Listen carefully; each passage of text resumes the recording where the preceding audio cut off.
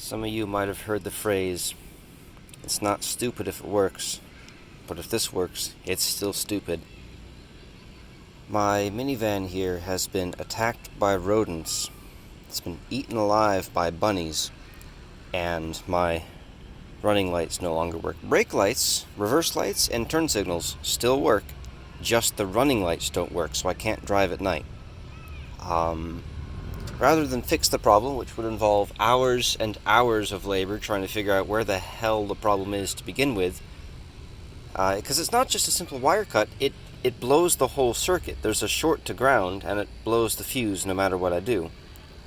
So, we're going to see if this works. I've picked up some trailer lights. These were like $8 at Walmart.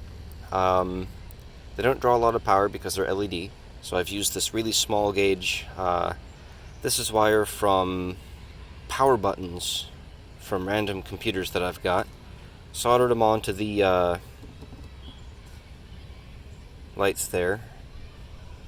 Used some butt connectors to extend them, and more butt connectors to attach them to this that I also bought at Walmart.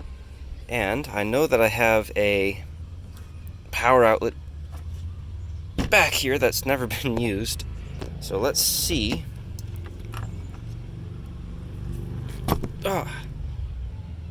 And they work. Perfect. So, my plan is very simple. I'm going to epoxy them here and here.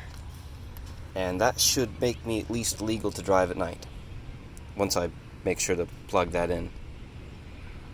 Like I said, even if this does work, it's still stupid.